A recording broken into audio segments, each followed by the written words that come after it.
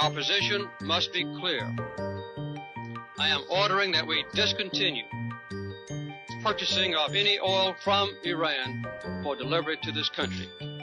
Indeed, we have bitter and enduring disagreements that persist today. At the heart of our quarrel has been Iran's past sponsorship of international terrorism. We can't have normalized relations with a state that's branded a terrorist state. I am formally announcing my intention to cut off all trade and investment with Iran. We will never back down, we will never give in, and we will never accept anything less than complete victory. I'm pleased to sign into law the toughest sanctions against Iran ever passed by the United States Congress. If Iran threatens us in any way, they will pay a price like few countries have ever paid. Well, first of all, Iran isn't Iraq.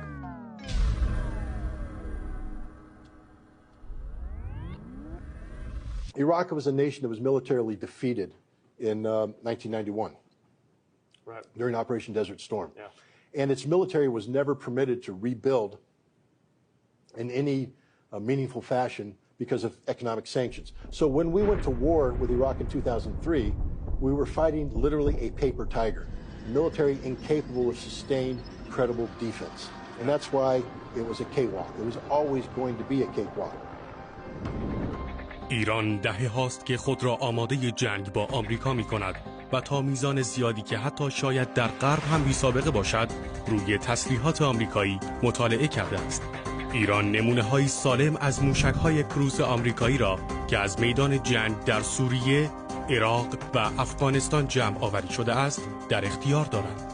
روسیه اطلاعات راداری و الکترونیک خود را درباره موشک‌های کروز آمریکایی با ایران به اشتراک گذاشته است و پدافند هوایی ایران آماده درگیری است. همچنین ایران با دقت عملیات‌های هوایی آمریکا در افغانستان، عراق و سوریه را زیر نظر دارد و اطلاعاتی دقیق و کامل درباره جنگنده‌ها و هواپیماهای آمریکایی و مهمات مورد استفاده آنها جمع آوری کرده است.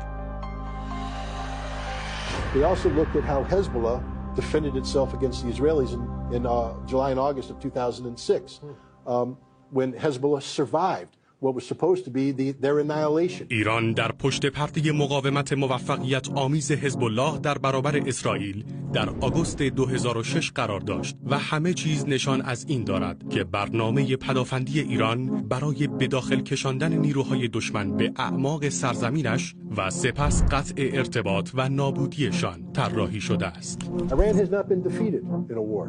Its military is very, very robust. Not only that, the Iranians are very smart, very intelligent people, and they have looked at how the United States has been operating in the region now for nearly 2 decades, and they've learned all the lessons.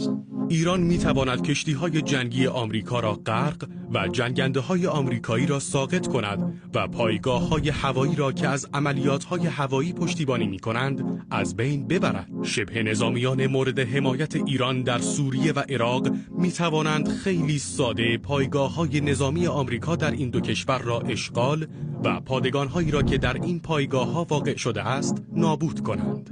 I believe that Iran has right on its side in terms of objecting to American muscle flexing in the Persian Gulf, but the notion that they're a bunch of school marms sitting back drinking tea while America does nefarious things is absurd. Iran has been preparing for 2+ decades to fight a war it doesn't want to fight, but one that it doesn't plan on losing.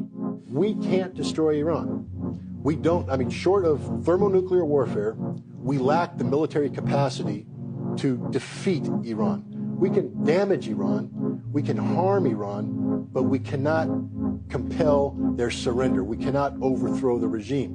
And we don't have the military force to physically occupy Iran. We simply don't have the military capacity to do anything more than maybe seize a coastal city. And even then, that's a questionable objective. So now what?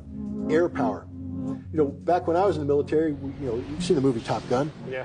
Hey, we were training to fight dogfights. We were training to operate in a heavy air defense saturated environment.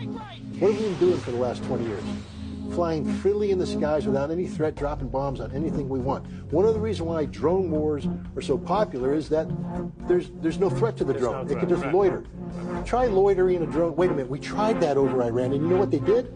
Because they've been watching us, the Beast of Kandahar, that top secret stealth drone, the Iranians hacked into it, took control of it, flew it, and landed it on their soil, reverse engineered it, and today they have hundreds of clones of America's most sensitive drone operating under the Iranian flag. So, no, operating our air forces over Iran is a completely different ballgame.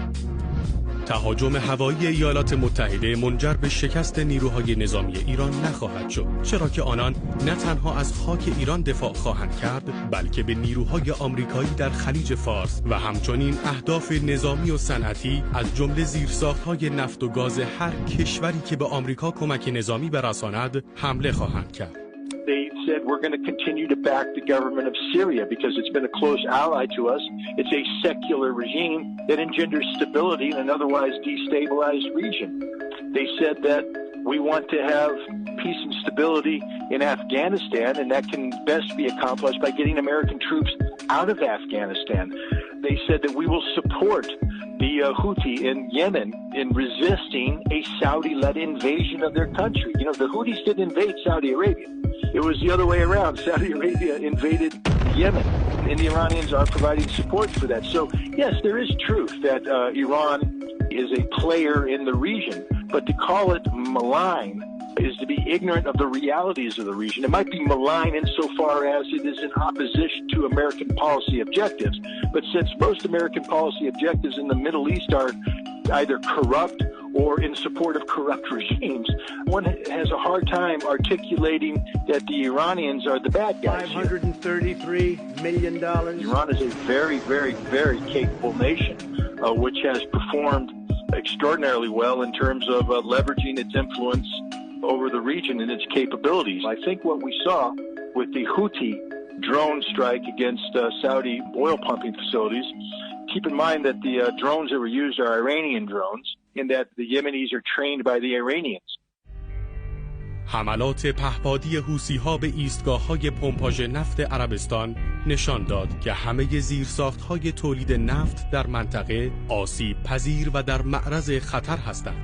بدین ترتیب هر گونه اقدام نظامی علیه ایران منجر به توقف تقریباً کامل صادرات نفت از کشورهای عربی حاشیه خلیج فارس خواهد شد که تأثیر ویرانگری بر اقتصاد آمریکا، اروپا و باقی کشورهای جهان خواهد داشت. And there was a signal being sent to everybody, don't push us too far because we will dominate you like you've never been dominated before. No ship is safe. We will sink everything. Nothing will transit through the Strait of Hormuz. This was the signal the Iranians are sending. That was 7 drones. We shut you down. Iran has thousands of drones. The distances flown from Yemen to the oil pumping stations are significant distances that could easily be flown out of bases in Iran or Syria or Iraq or other places where the Revolutionary Guard has pre-deployed these drones. And the drones are the least of the Iranian capabilities. بزرگترین تهدیدی که نیروهای آمریکایی حاضر در منطقه با آن روبرو می‌شوند از جانب موشک‌های بالستیک ایران خواهد بود. They have a significant ballistic missile force that is extraordinarily capable of targeting American naval vessels, sinking American aircraft carriers, destroying American airfields. ناوهای هواپیمابر آمریکا تحت شرایط متشنج عملیات خواهند کرد که اثرگذاریشان کاهش می‌یابد و پایگاه‌های هوایی آمریکا در منطقه نیز تحت حملات تقریباً متداوم موشک‌های بالستیک ایران قرار خواهد گرفت. در نتیجه این پایگاه‌ها یا بسته خواهند شد یا از تأثیرگذاری آنها کاسته می‌شود. You know those 4 B-52s we just flew into Al Udeid in Qatar, they're dead. The aircraft carrier that want to sail into the Persian Gulf, it will be sunk. It's just absurd for the United States to think that it can operate independently as it has in the past. نیروی دریایی آمریکا قادر به انجام عملیات‌های ورود اجباری در ابعاد وسیع نیست مگر در موارد خاص. هر گونه تلاشی برای پیاده‌سازی سربازان نیروی دریایی در سواحل ایران به مثابه خودکشی است. And imagine the humiliation of the United States, Donald Trump's great military, when we lose an aircraft carrier, when we lose naval ships, when thousands of American sailors are dead, when the Marines seek to land in Chabahar or Bandar Abbas and find that we have 5,000 Marines cut off, surrounded with no way to escape and forced to surrender. What is the United States going to do then? در نهایت اینکه آسیب پذیری ناوگروه USS آبراهام لینکلن تنها قسمتی از مشکل بزرگتر آمریکا برای به نمایش گذاشتن قدرت نظامی خود در منطقه است. تهدید و خطری که از جانب قدرت نظامی ایران وجود دارد شبیه به هیچ کدام از دشمنانی که آمریکا پس از پایان جنگ سرد با آنها مواجه شده است نیست. And this is why this is a dangerous game, because we come back to my belief that Donald Trump doesn't really want a war with Iran, but if you push this situation to the brink, these situations have a way of taking on a life of their own, and we will get a war regardless of whether or not that was our intent or not. And if we get that war, it will be one that we will not win, we being the United States. What I learned is it doesn't matter if you're speaking truth. It doesn't matter if you have the facts. If the message is inconvenient to the larger objective, they will attack you. They will destroy you. They will demean you. They will do anything other than deal with the issue at hand. My name's Scott Ritter. I'm a former Marine Corps intelligence officer and a weapons inspector with the United Nations in Iraq. گزارشی از اسکات ریتر، افسر سابق اطلاعات تفنگداران دریایی آمریکا و سربازرس تسلیحات کمیسیون ویژه سازمان ملل متحد در جنگ عراق. It's not just the inspection work that we were doing. I was responsible for the intelligence aspect of it in addition to the operational aspect, which means that I was the focal point of receiving all the information from the intelligence services around the world, the CIA, the NSA, MI6, Mossad, etc. So I was uniquely empowered with information. You were hearing it all. I heard pretty much it all.